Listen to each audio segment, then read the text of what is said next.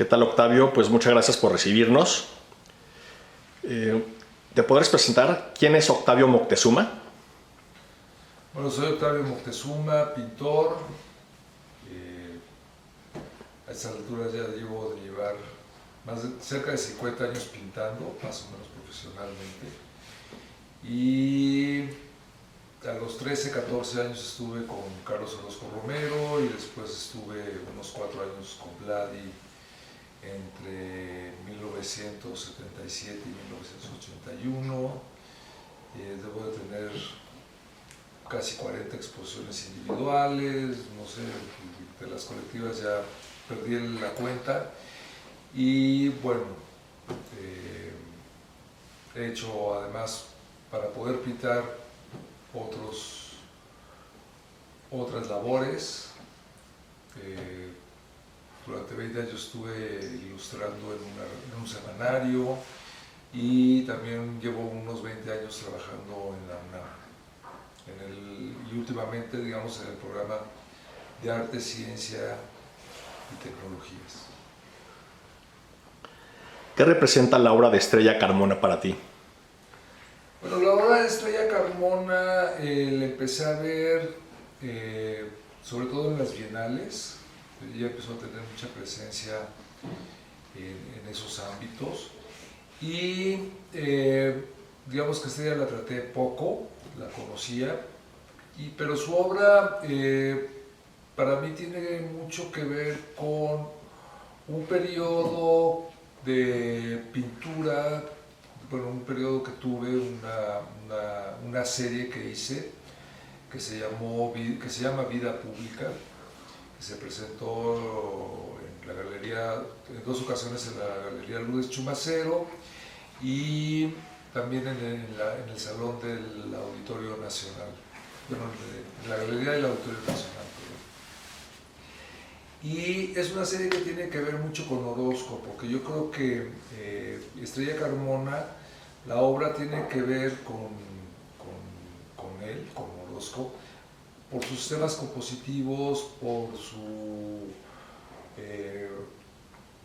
su visión, digamos, esta visión, digamos, distópica de la tecnología, y también tiene que ver con algo que a mí también me interesa, que es, digamos, la novela gráfica, el cómic, este tipo de encuadres que se hacen en este tipo de publicaciones, de ilustraciones, que son como muy dinámicas. Y bueno, nada más que la serie Vida Pública tenía que ver con los políticos periodistas de aquellas épocas, mientras que Estrella Carmona más bien nos habla de una distopía del futuro, en donde los seres humanos casi nos volvemos robots o máquinas y vivimos en ambientes artificiales.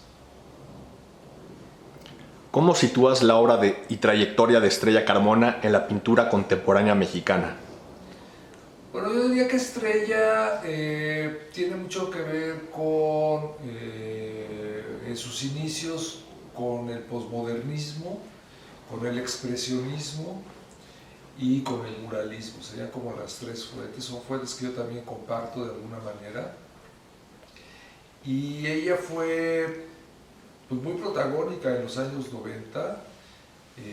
Recuerdo haber visto hacia finales de esa década una pieza de ella en el Museo de la Ciudad de México, que estaba colgada en la misma sala en donde estaba una pieza de Teresa Margolles, por ejemplo, ¿no? Y claro, aunque la pieza de Teresa Margolles era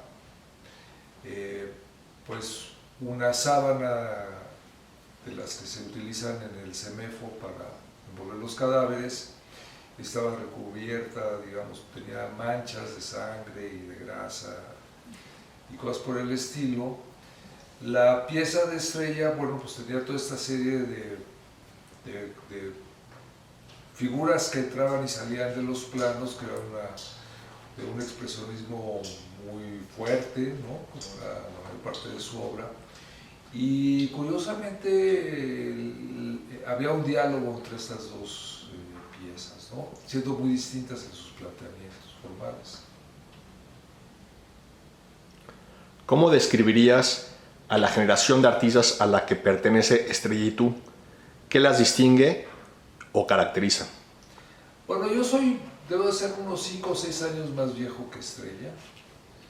Ella, digamos que procedemos de alguna u otra manera de ámbitos diferentes. Ella estudió en la Esmeralda, yo más bien me formé con Vlad en aquellas épocas.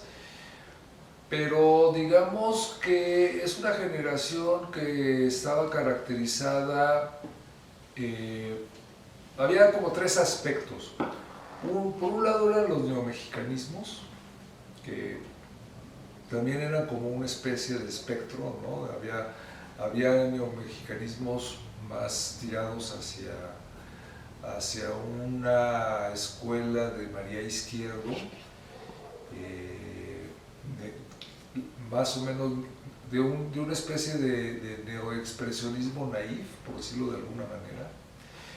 Luego estaba lo que se había catalogado como la transvanguardia, que es un término que viene de Achille Bonito Oliva, un teórico italiano que es con lo que caracteriza el movimiento posmodernista italiano, y que de alguna manera los pintores de este tipo de tendencia pues no estaban tan ligados a lo neomexicanismo. Era una etiqueta que utilizaba mucho Teresa del Conde, por ejemplo, para referirse, por ejemplo, a Roberto Parodi, a Boris Viyskin, a personas por el estilo, ¿no? También había una cierta relación. Y la parte propiamente neoexpresionista, que estaba más ligada a los nuevos salvajes alemanes, ¿no? Principalmente, muchos de ellos incluso eran alumnos de Joseph Beuys, por ejemplo, y entre los que estaban pues Baselitz, Kiefer, Immendorf, etcétera, etcétera, ¿no? Y que tienen que ver con, hasta cierto punto, con una estética punk, quizás dentro de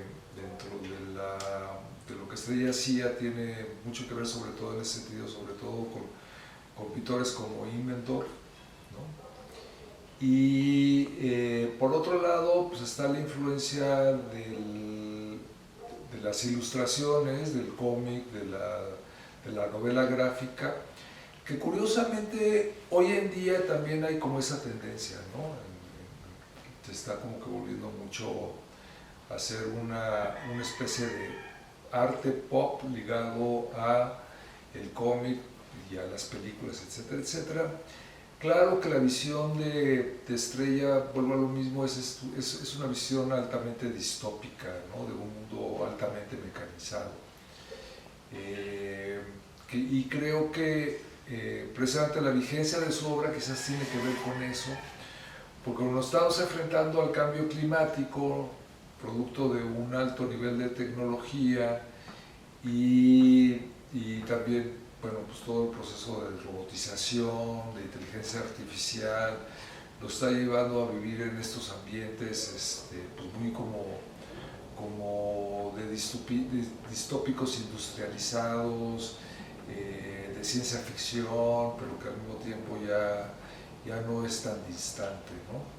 Entonces, bueno, digamos que Estrella encajaba dentro de este tercer grupo porque en su obra realmente no hay una alusión a lo que podríamos llamar un mexicanismo, como lo colonial, como lo étnico, si se quiere ver así, lo mesoamericano, como sí lo hay en la obra pues, de Germán Venegas, ¿no? Por ejemplo, o la obra de Gustavo Monroy, que tiene que ver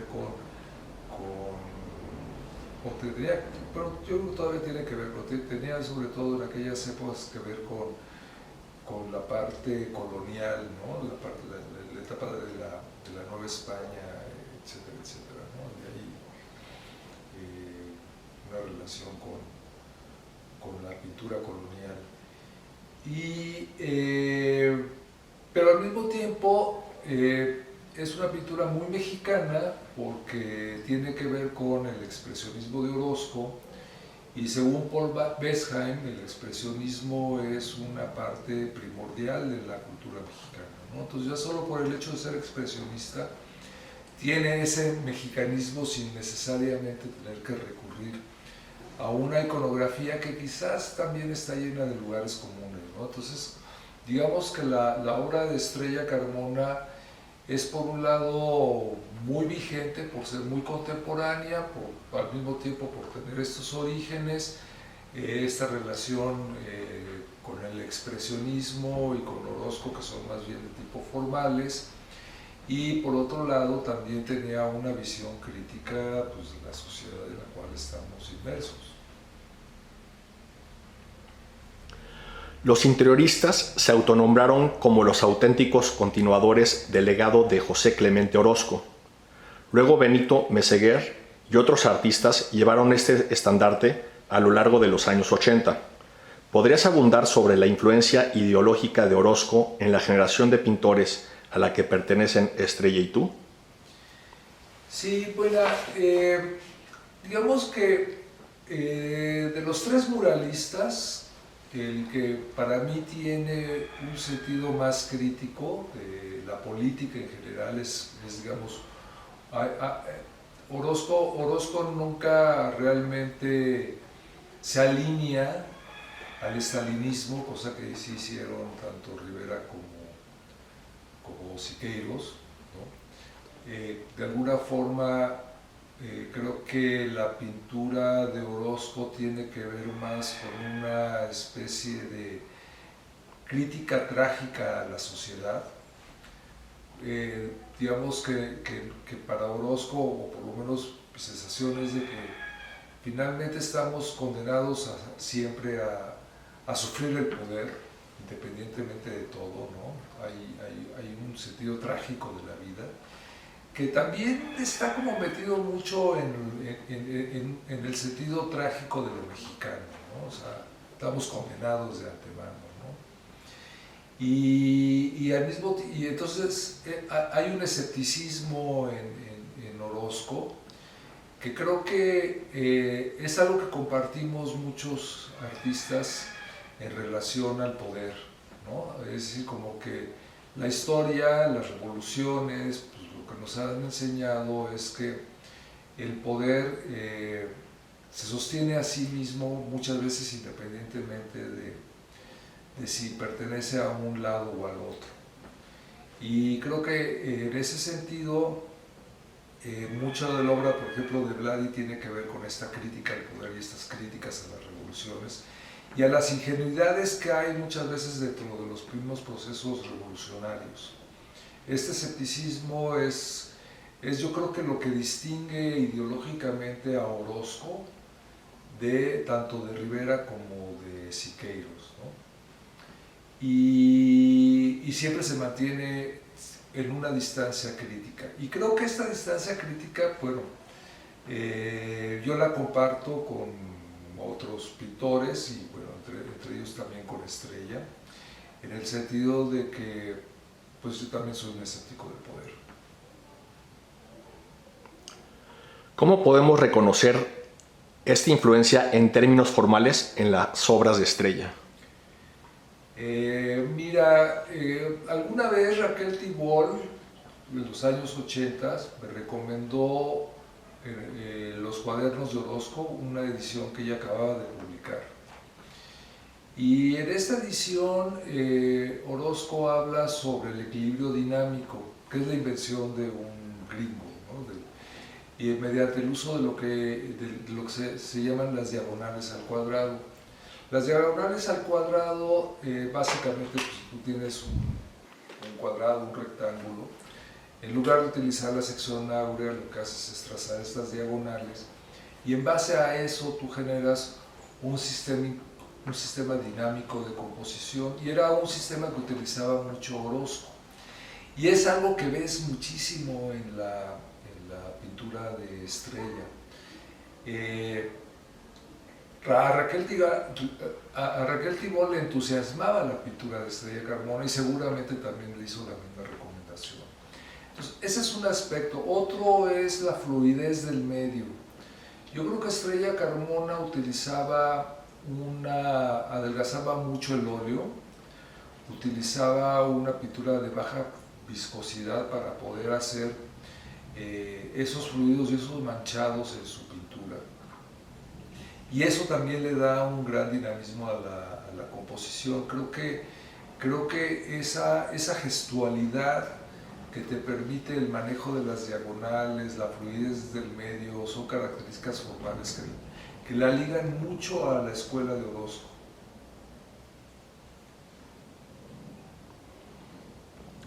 Podríamos suponer que ha sido escasa la representación de artistas de tu generación en el mercado del arte y que tampoco han sido bien revisados en instituciones museísticas públicas.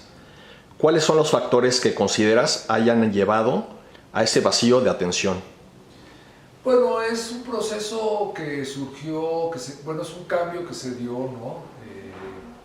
Digamos que la pintura en los años 80 era la disciplina que tenía más presencia en todos los medios, en los museos, en las galerías, en el mercado. Y poco a poco en los 90 se empezó a surgir primero de una manera marginal el arte conceptual, el arte contemporáneo, y en el año 2000 se institucionaliza. De hecho, hay una anécdota que creo que fue en el 2001, cuando nos reunimos Gabriel Macotela, el Gritón, Néstor Quiñones y yo, con quienes entonces eran el director y el subdirector de Bellas Artes, Saúl Juárez y Daniel Leiva, y nos dijeron que la pintura iba para afuera y que lo que por mandato se había institucionalizado el arte contemporáneo. Entonces pues era clarísimo que en ese momento ya las posibilidades de exponer institucionalmente pues habían acabado para nosotros prácticamente. Y bueno, yo en ese momento ya tenía que pagar 3 colegiaturas, entonces fue cuando empecé a trabajar en una revista, luego en la UNAM, y digamos que durante los últimos 25 años pues he vivido más que nada pues de eso para poder seguir pintando, y ahora hay como una vuelta a la pintura, ¿no? Estos procesos pues todo el tiempo se dan en el mundo del arte. Actualmente hasta quienes decían que la pintura había muerto están pintando, ¿no? Entonces, claro, son este tipo de procesos que se dan, y de alguna u otra manera sí tuvo un efecto pues negativo en la visibilidad de muchos pintores de mi generación. Es algo que yo creo que hace mucha falta, que se haga una revisión de toda esta generación, porque además pues muchos de ellos ya pues están incluso desapareciendo, ¿no? Pero finalmente con esta vuelta creo que hay una oportunidad para revalorar mucho de ese trabajo, entre ellos el de Estrella Carmona, que pues, es parte de este fenómeno, ¿no? ¿Recuerdas alguna anécdota en torno a la obra de Estrella que te gustaría compartirnos? Sí, mira, la última pieza que vi de Estrella es porque el Gritón, junto con Marta Papadimitriou, estaba haciendo un proyecto de esculturas con una fundición. Y Estrella Carmona, que creo que en ese momento ya estaba enferma, estoy hablando más o menos de 2010, 2011, mandó una pieza que a mí me llamó mucho la atención, una pieza hecha en cerámica, que era una especie de transformer tridimensional, como ensamblable, ¿no? Bueno, me llamó la atención porque parecía como como un juguete de estos transformables, de estos, y claro, te das cuenta cómo ella estaba empezando a llevar a nivel tridimensional sus ideas, porque finalmente su dibujo tiene mucho volumen, tiene mucho...